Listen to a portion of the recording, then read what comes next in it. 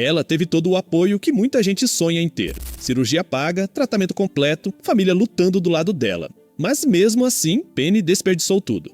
Hoje você vai entender como a preguiça, a negação e a autossabotagem transformaram uma chance de vida em uma sentença. Se você gosta de relembrar e quer mais histórias que marcaram o programa Quilos Mortais, deixa um eu quero aqui embaixo. Aproveita e já capricha com seu gostei. E se inscreva para não perder nenhum vídeo. E olha só, se você curte o conteúdo aqui do canal, use o cupom DOPRADO na Growth. Além de garantir seu desconto nos melhores suplementos do mercado, você ainda ajuda a gente a continuar trazendo mais vídeos toda semana. Então, sem mais enrolação, simbora pro vídeo! Se você acha que já viu de tudo em Quilos Mortais, é porque ainda não conheceu Penny da segunda temporada. A mulher que praticamente redefiniu o conceito de autossabotagem no programa. O vício de comida se tornou minha vida. Que cara boa. Mas como uma história tão extrema começou? Para entender o que levou Penny a se tornar o caso mais polêmico da temporada, precisamos voltar um pouco em sua história. Cada vez que eu tinha um problema, engordava meio quilo, 1 quilo, 2 quilos e ia indo. Penny cresceu em meio a um ambiente de dor, onde a comida não era só um prazer, era uma fuga desesperada. Desde pequena, ela era a criança mais pesada da sala de aula. Sempre que algo dava errado, e dava o tempo todo, ela corria para aquilo que nunca falhava: comida. Além da compulsão alimentar precoce, Penny também enfrentava uma realidade sombria em casa. Seu pai alcoólatra era violento e, como filha mais velha, ela tentava proteger suas irmãs, absorvendo para si o pior da violência. Cada agressão deixava marcas invisíveis que ela tentava curar com mais comida. Quando a maioria das crianças escolhia brinquedos, Penny já precisava de roupas plus size. Ela suportou o pior de tudo que a gente passou. A Penny provavelmente sofreu muito mais, porque ela é a mais velha. Até no 2º, 3º ano primário, eu sabia que era mais gorda. E lembro que no 4º ano já comecei a usar os tamanhos especiais. Eu odiava isso. O problema dela crescia em silêncio ano após ano. Ela ganhava entre 10 e 15 quilos anualmente, sem que ninguém parecesse saber como ou sequer tentar ajudar. Aos 22 anos, o número já era assustador, mais de 135 quilos. Agora o meu peso está muito perto de 270. O mundo está se fechando à minha volta. Penny nunca aprendeu o que era uma alimentação saudável. Cresceu achando normal usar comida como anestesia emocional. E, como tantos participantes de Quilos Mortais, carregava a fome como cicatriz, mas também como escudo. Na juventude, Penny ainda tinha sonhos comuns como trabalhar, viajar, construir uma família. E por um tempo, ela acreditou que poderia ter tudo isso. Mas a pergunta que fica é: com uma base tão frágil, seria possível construir um futuro diferente? Mal sabíamos que, para Penny, o pior ainda estava só começando. Ai, meu Deus. Deixei que a comida se tornasse o meu meio de lutar contra a solidão.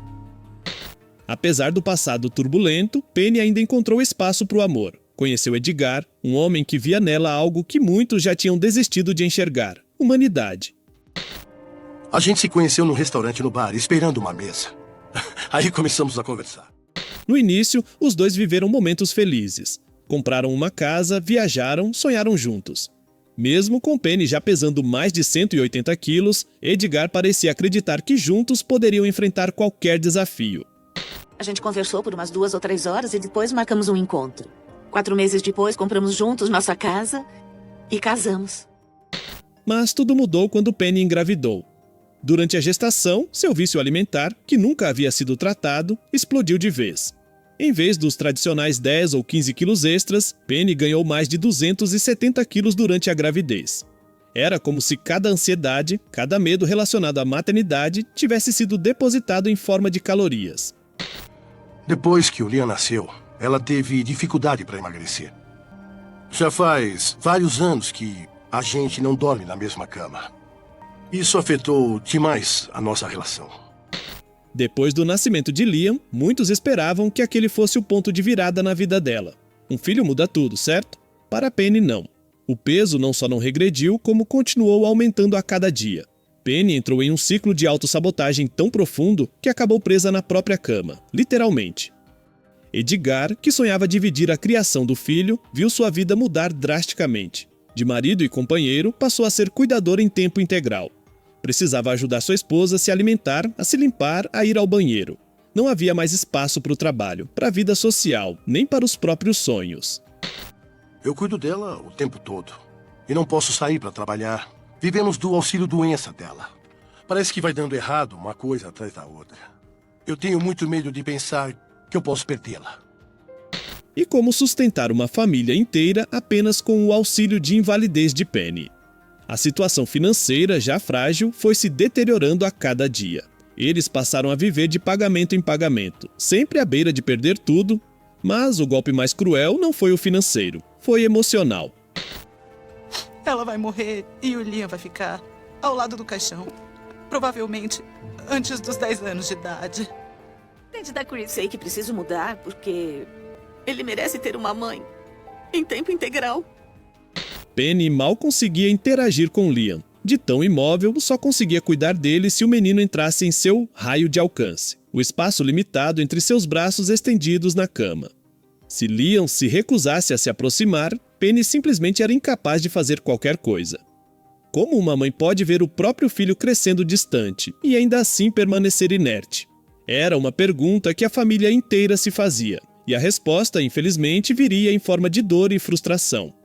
A família de Penny, que inicialmente comemorou sua gravidez, achando que ela encontraria motivação para mudar, assistia agora, impotente, a situação desmoronar de maneira ainda mais trágica. Mas o que poucos sabiam naquele momento é que Penny não apenas resistiria à ajuda, ela se tornaria um dos casos mais controversos e difíceis da história de Quilos Mortais.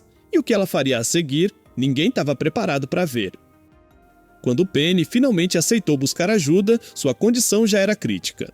Imóvel, emocionalmente instável e com a saúde em colapso, ela precisou de uma operação de guerra apenas para sair de casa.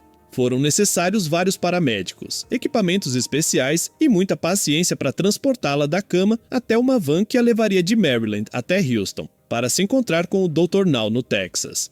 Durante as longas 21 horas de viagem, Edgar fazia inúmeras paradas em drive-thrus, comprando hambúrgueres, nuggets e batatas fritas para a paciente. Era um sinal claro, o vício alimentar dela continuava mandando em tudo. Eu quero um sanduíche de frango. Frito ou grelhado? Frito ou grelhado? Frito. Grelhado. Frito. Ah, desculpa, é frito. É o almoço. Nossa, eu tava com tanta fome. Ao chegar à clínica, Penny foi pesada, o número que apareceu foi impressionante. 530 libras, ou cerca de 240 quilos. Dr. Now foi direto ao ponto. A Penny é muito gorda, mas para entender a sua situação, tenho de examinar. Um índice de massa corporal normal fica em torno de 20, 35 já é obeso mórbido.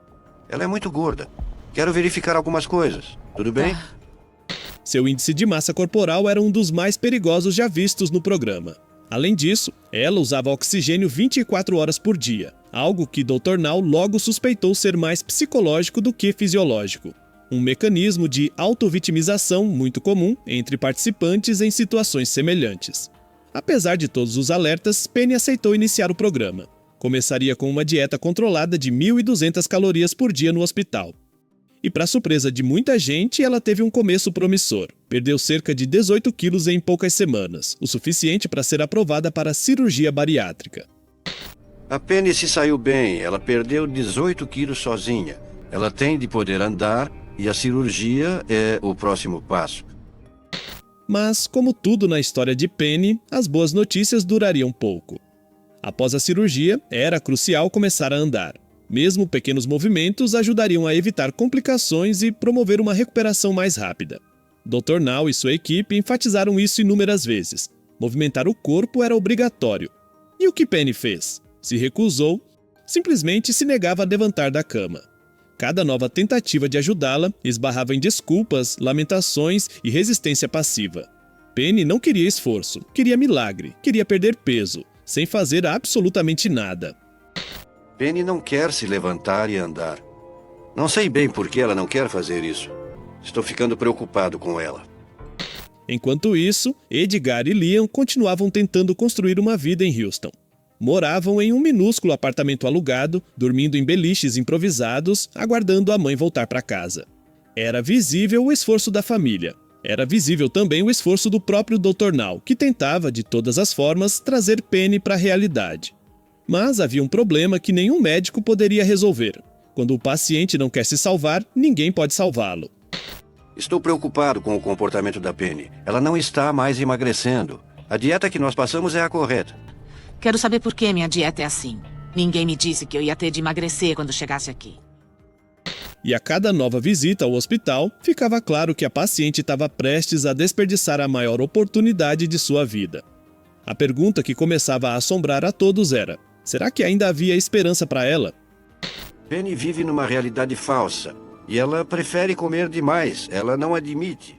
Por que a cirurgia não teve o resultado que deveria ter? Se eu tô fazendo tudo que eu tenho de fazer. Por que pra mim não deu certo? Eu tô me esforçando, Dr. Nozara, eu tô fazendo tudo. Após o rompimento com o Dr. Now, Penny voltou para Maryland carregando não só o próprio peso, mas também o fardo de todas as oportunidades que jogou fora. Instalada novamente em casa, cercada de familiares que já não sabiam mais como ajudar, Penny mergulhou ainda mais fundo em sua zona de conforto, a cama. O pouco de progresso que Penny se orgulhava vinha de um novo hobby, cupomagem. Ela passou a colecionar cupons de desconto para fazer compras em supermercados. Alegava que economizar dinheiro era sua nova forma de contribuir para a família. Mas a realidade era cruel. Os armários da casa estavam cheios de caixas de cereais açucarados, biscoitos e guloseimas, os mesmos alimentos que ajudaram a chegar naquele estado. E enquanto Penny organizava seus cupons com entusiasmo, Edgar seguia cumprindo silenciosamente a dura rotina. Cuidar dela, cuidar da casa e tentar criar Liam com alguma normalidade. O tempo passou, e para Penny quase nada mudou. Ela se levantava da cama no máximo uma vez a cada 2 meses. Seu peso não baixava de forma significativa. Sua mobilidade, ao invés de melhorar, seguia piorando. E sua mente continuava presa à narrativa de que nada era culpa dela. Mas e hoje? O que aconteceu com Penny Sager? Ao contrário do que muitos chegaram a pensar, Penny não morreu. Pelo menos até onde se sabe oficialmente. O que aconteceu foi outro tipo de desaparecimento. Penny simplesmente sumiu das redes sociais. Quando raramente posta algo, não são fotos suas. São apenas imagens de artesanato que ela faz. Amigurumis, pequenos trabalhos manuais, coisas simples. Não há uma única foto recente de seu rosto ou de seu corpo. E isso, por si só, diz muito. A ausência total de imagens pessoais sugere que Penny provavelmente não mudou fisicamente. Talvez por vergonha. Talvez porque prefira manter a ilusão de que está bem sem precisar encarar a realidade. Seu filho, Liam, hoje em dia já é um rapaz. O menino, que antes dependia de cuidados e atenção materna, cresceu longe da presença ativa da mãe, embora tudo indique que Edgar tenha se esforçado para lhe dar algum suporte. Edgar, aliás, também sumiu das redes. Poucas postagens, pouco contato público, como se ambos quisessem desaparecer do radar depois de toda a exposição que sofreram no programa. No fim, Penny se tornou o retrato triste de uma oportunidade desperdiçada. Um lembrete de que, às vezes, não importa o quanto o mundo esteja disposto a ajudar. A mudança só acontece quando a pessoa realmente quer mudar. Mas e aí? O que achou dessa história? E você acha que no fundo Penny ainda tinha alguma chance? Ou ela já tinha desistido de si mesma há muito tempo? Comenta aqui embaixo. Se você gostou e quer mais vídeos sobre o programa, deixe o eu quero aqui embaixo. Então é isso, eu vou ficando por aqui, um forte abraço e até o próximo vídeo.